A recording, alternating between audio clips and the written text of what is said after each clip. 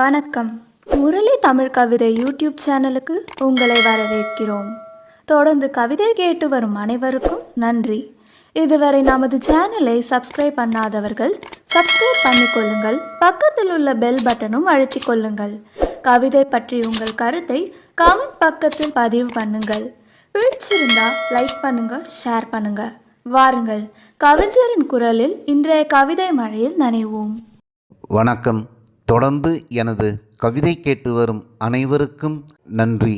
இன்றைய நம் காணொளியில் பார்வையில் பட்ட ஒரு புகைப்படத்திற்காக பூத்தது இன்றைய கவிதை.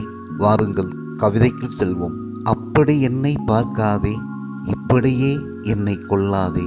அப்படி என்னை பார்க்காதே, இப்படியே என்னை கொல்லாதே.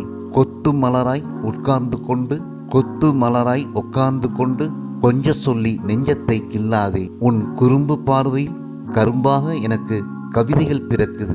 உன் குறும்பு பார்வையில் கரும்பாக எனக்கு கவிதைகள் பிறக்குது. புருவத்தை உயர்த்தி பருவத்திற்கான பயிரை எனக்குள் விதைக்கிறாய். இமைத்திரை விலக்கி விழி ஒளி வீசி, இமைத்திரை விலக்கி விழி ஒளி வீசி அகத்தில் உள்ளதை முகத்தில் காட்டி முழுசாக என்னை உனக்குள் முழுக செய்கிறாய். அகத்தில் உள்ளதை முகத்தில் காட்டி முழுசாக என்னை உனக்குள் முழுக செய்கிறாய். அப்படி என்னை பார்க்காதே, இப்படியே என்னை கொல்லாதே. அப்படி என்னை பார்க்காதே, இப்படியே என்னை கொல்லாதே. தாகம் தணிக்க நீ இளநீர் பருகுகிறாய். தாகத்தில் நான் தவிக்கிறேன்.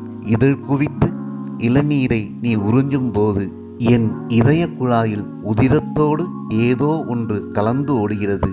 எண்ணமெல்லாம் ரோஜா வண்ண இதழில் வடியும் தேன் குடிக்க ஆசை துளிர்க்கின்றது.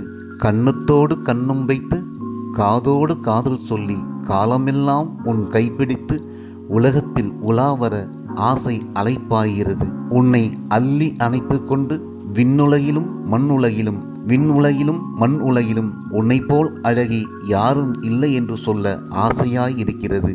உன் மார்போடு முகம் புதைத்து முத்தமிடவும் ஆசை ஆசையாய் இருக்கிறது.